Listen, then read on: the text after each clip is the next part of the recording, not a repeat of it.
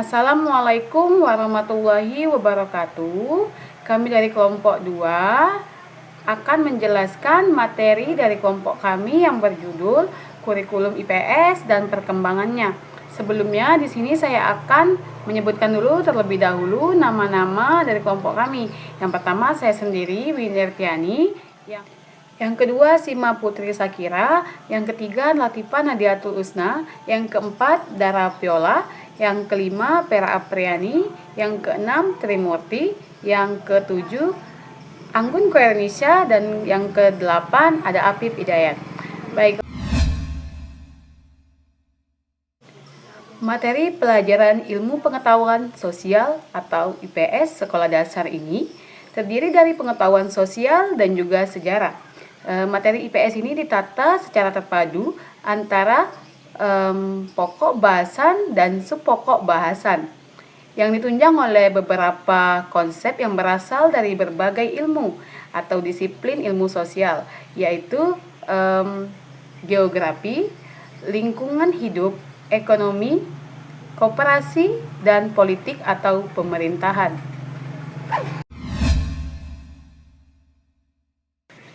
Tujuan dari penjelasan materi ini, yang pertama, untuk memenuhi tugas mata kuliah ilmu pengetahuan sosial dan juga untuk mengetahui hal-hal yang berkenaan dengan sejarah, definisi, rasional, tujuan, dan ilmu-ilmu sosial lainnya. Baiklah, di video ini kami akan membahas tentang sejarah perkembangan kurikulum IPS di sekolah dasar, beberapa definisi mengenai ilmu pengetahuan sosial, tujuan IPS di sekolah dasar, keterkaitan antara IPS dengan ilmu sosial, dan bidang studi lainnya. Assalamualaikum warahmatullahi wabarakatuh. Perkenalkan, nama saya Sima Putri Sakira dari kelas PGMI 1. Ingin menjelaskan tentang perkembangan sejarah kurikulum IPS. Baiklah, yang pertama itu pada tahun 1964 pendidikan IPS di sekolah dasar dinamakan dengan pendidikan kemasyarakatan. Terdiri dari materinya yaitu ilmu bumi, sejarah, yang ketiga ilmu kewarganegaraan. Namun penyampaiannya yaitu berdiri sendiri-sendiri. Baik, yang kedua yaitu pada kurikulum 1968. Pada kurikulum ini kata pengetahuan diganti dengan kata pendidikan. Nah, jadi tetap dengan pendidikan kemasyarakatan. Baiklah, pada pengajaran kurikulum IPS ini kelas 1 dari kelas 1 sampai dengan kelas 6. Baik, itu saja penjelasan dari saya. Selanjutnya akan disampaikan oleh teman saya. Sekian, terima kasih. Wassalamualaikum warahmatullahi wabarakatuh. Baiklah, saya akan melanjutkan pembahasan dari teman saya sebelumnya, yaitu yang ketiga, pada kurikulum 1975, unsur kewarganegaraan tersebut dipisahkan dari pembelajaran IPS dan dijadikan bidang penyampaian tersendiri atau pengajaran tersendiri dengan nama Moral Pancasila atau bisa disebut PMP. Nah, PMP tersebut dengan pengajaran PMP diajarkan pada kelas 1 dan pengajaran IPS itu diajarkan pada kelas 3. Dan yang selanjutnya pada kurikulum 1984 dari materi yang diajarkan terdiri dari beberapa pokok dan sapokok, yang mana pembelajaran ini merupakan penyederhanaan dari beberapa disiplin ilmu. Mungkin itu saja yang bisa saya bahas di sini, dan selanjutnya akan dibahas oleh teman saya. Terima kasih. Assalamualaikum warahmatullahi wabarakatuh. Perkenalkan, nama saya Dara Viola dengan NIM 1920201027 dari kelas PGMI 1. Saya akan melanjutkan materi tentang kurikulum IPS dan perkembangannya. Yang kelima, pada kurikulum tahun 1986 terdapat beberapa penambahan dan pelengkap materi yang tertuang dalam kurikulum 1984. Kurikulum pada tahun 1986 ini dikenal dengan kurikulum 1984. yang disempurnakan. Pendekatan pembelajarannya menekankan pada pendekatan keterampilan proses dalam mencapai tujuan pembelajaran. Dan yang keenam, pada kurikulum pada tahun 1994, nama dan ruang lingkup materi hampir sama dengan kurikulum pada tahun 1986. Pada kurikulum pendekatan pembelajaran lebih mengutamakan pendekatan inquiry yang melatih siswa memilih keterampilan dalam memecahkan masalah.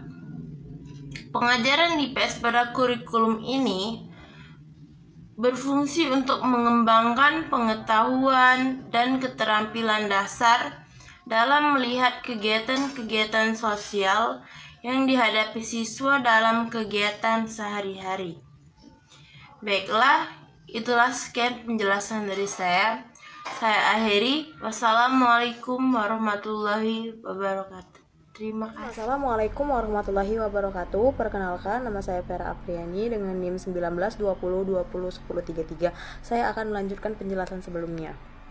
Bagian 7, kurikulum 2004. IPS, Ilmu Pengetahuan Sosial, berubah nama menjadi Pengetahuan Sosial atau PS. Dengan kurikulum berbasis kompetensi, KBK, kurikulum ini menekankan kemampuan kompetensi yang harus dikuasai siswa setelah mengikuti proses belajar mengajar di kelas. Kompetensi yang harus dikuasai oleh siswa setelah proses pembelajaran itu ada 2. Yang pertama, kompetensi umum. Kompetensi umum ini merupakan cabang dari kompetensi ilmu sosial dan kompetensi jenjang. Yang kedua, kompetensi dasar. Selanjutnya itu definisi IPS. IPS merupakan ilmu pengetahuan sosial, di mana IPS ini adalah mata pelajaran yang mempelajari kehidupan sosial yang didasarkan pada kajian geografi, ekonomi, sosiologi, antropologi, tata negara, dan sejarah.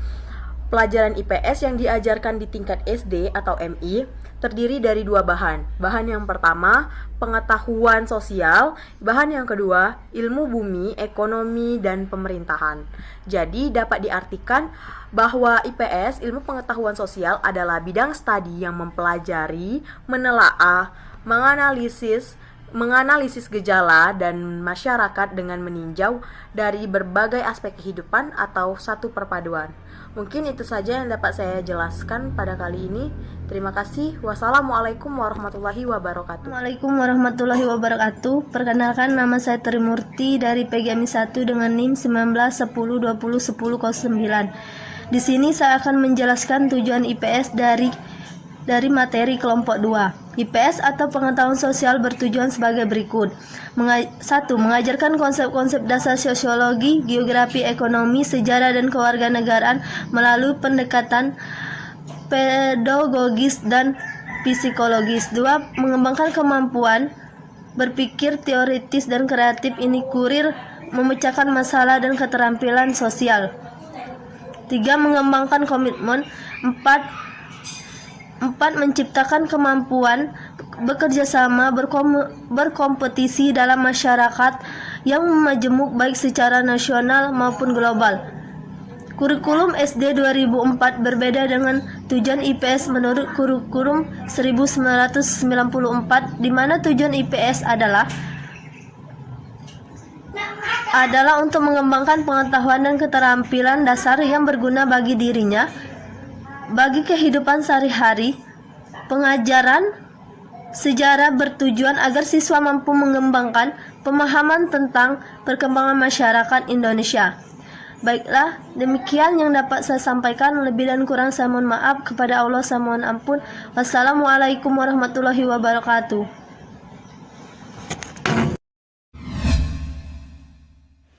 Baiklah, adapun kesimpulan dari video ini, sejak tahun 1964 sampai dengan tahun 2004, IPS yang merupakan salah satu mata pelajaran yang dipelajari di sekolah dasar sudah mengalami 7 kali perubahan kurikulum. Hal ini tentu dilaksanakan dengan bertujuan untuk menyesuaikan perkembangan dalam dunia pendidikan. Pengertian IPS itu sendiri adalah bidang studi yang mempelajari, menelaah, menganalisis gejala yang ada di masyarakat dengan meninjau dari berbagai aspek kehidupan atau satu perpaduan. Sedangkan tujuan IPS menurut kurikulum SD 1994 di mana tujuan IPS adalah untuk mengembangkan pengetahuan dan keterampilan dasar yang berguna bagi dirinya dan juga bagi kehidupan sehari-hari. Jadi, itu saja penjelasan dari kelompok kami. Jika ada salah-salah kata, saya mohon maaf mewakili kelompok, dan juga kepada Allah saya mohon ampun. Saya akhiri. Wassalamualaikum warahmatullahi wabarakatuh.